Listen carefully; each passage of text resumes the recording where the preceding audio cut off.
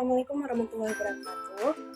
Perkenalkan, nama saya Akmalia dengan NPM 22061030 Nah, saya berasal dari kelas 03. Nah, jika saya di sini untuk menyelesaikan tugas video gizi dan kesehatan. Nah, dengan dosen pengampu Ibu Yuli Hairina Hamid SPD MSI.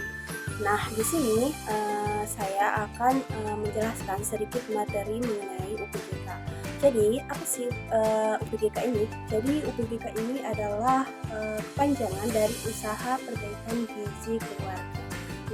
Nah, jadi sebelum kita masuk ke pengertian UPGK ini, kita harus mengetahui dulu nih, apa sih pengertian dari gizi.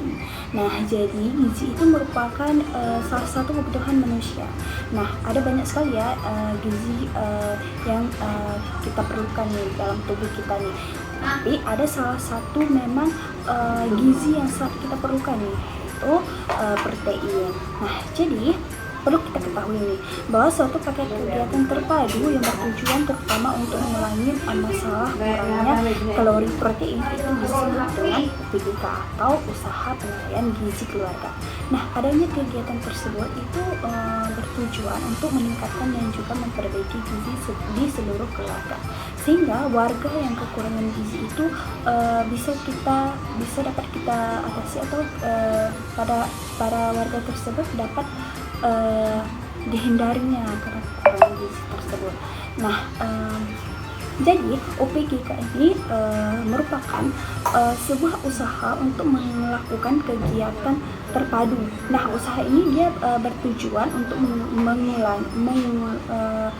mengulangi kekurangan gizi ataupun untuk memperbaiki gizi para masyarakat. Nah, tujuan dari pengabdian ini itu adalah untuk mengajak para mahasiswa nih agar dia mau untuk memanfaatkan perkarangan untuk perbaikan gizi di keluarga-keluarga. Nah, kemudian apa sih tujuan khusus dari UPGK ini? Nah, jadi tujuan meningkatkan status gizi masyarakat. Dia lebih kayak diprioritaskan pada kelompok masyarakat yang berisiko tinggi, yaitu golongan ada bayi, ada golongan anak balita, ada remaja, ada di golongan ibu hamil, ada ibu menyusui, serta para orang tua yang sudah berusia. Usaha-usaha perbaikan gizi keluarga oleh pemerintah, jadi perbaikan pola konsumsi makanan yang sesuai dengan gizi seimbang. Nah, perbaikan gizi, perilaku sadar gizi, aktivitas fisik, dan juga kesehatan. Nah, peningkatan akses dan juga mutu pelayanan gizi yang sesuai dengan kemajuan ilmu dan juga teknologi, dan juga mungkin dengan peningkatan sistem kewaspadaan pangan dan gizi. Nah, adapun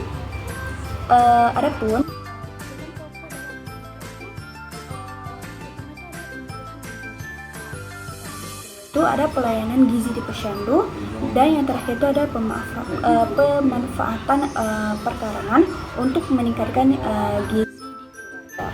Nah, kemudian kita akan membahas lagi tentang tujuan UPGK. Nah, apa sih tujuan dari UPGK ini? Jadi, dia ada dua tujuan nih. Yang pertama itu ada tujuan umum, yang kedua ada tujuan khusus. Kita bahas dulu nih dari tujuan umum. Nah, jadi tujuan umum UPGK ini adalah untuk mendorong perubahan sikap dan juga perilaku yang mendukung perbaikan gizi anak balita dan juga keluarga melalui peningkatan pengertian, kemudian ada pemerataan hasil kegiatan untuk mencapai keluarga sadar gizi yang menuju terjadinya manusia yang berkualitas. Nah, kemudian di sini ada tujuan khusus nih. Nah, yang pertama ada partisipasi dan pemerataan kegiatan. Nah, jadi partisipasi dan juga pemerataan kegiatan ini yang pertama itu bahwa semua anggota masyarakat itu dia akan ikut serta aktif dalam penyelenggaraan kegiatan.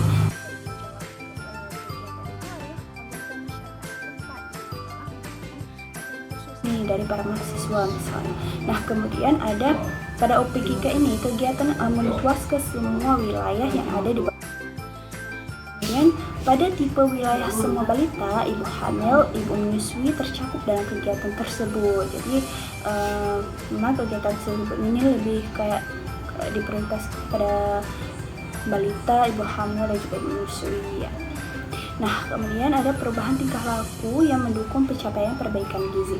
Nah, jadi tingkah laku ini bahwa semua balita itu akan ditimbang setiap 1 bulan sekali, dan ditimbangnya itu dapat dicatat dalam KMS, catatan buku mereka.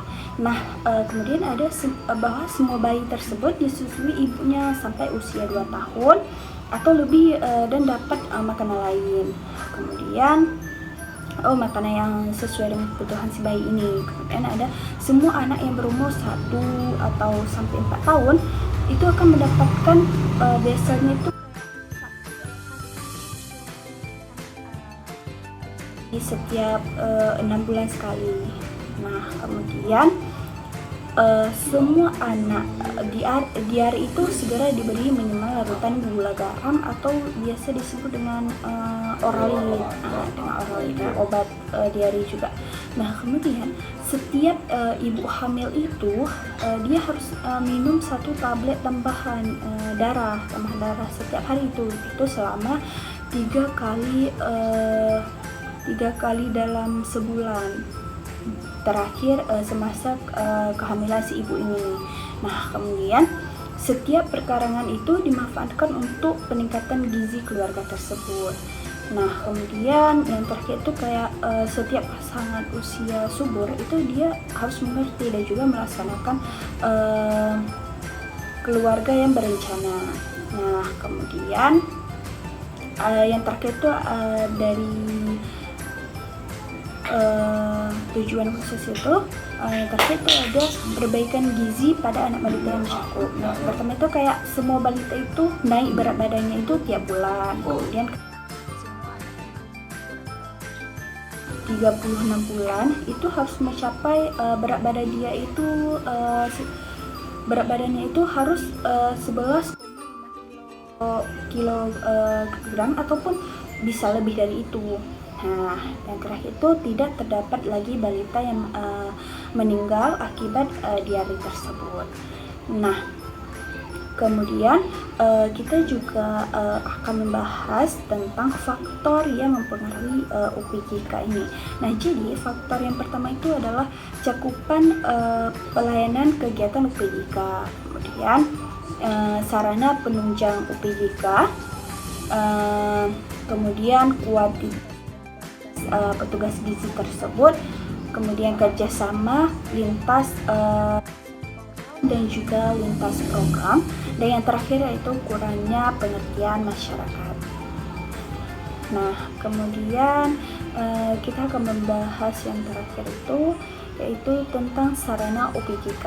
Nah, jadi secara garis besar sarana UPJK ini dapat dikelompokkan menjadi ada 2 ya, jadi dikelompokkan menjadi sasaran langsung atau yang kedua ini adalah sasaran tidak langsung. Nah, jadi kalau misalkan nih sasaran langsung ini dia kayak sasaran langsung ini adalah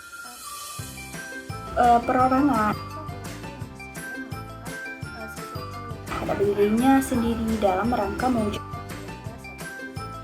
Sarana ini pada garis besarnya itu dapat disegmentasikan menjadi keluarga balita atau itu beranggotakan ibu, bapak atau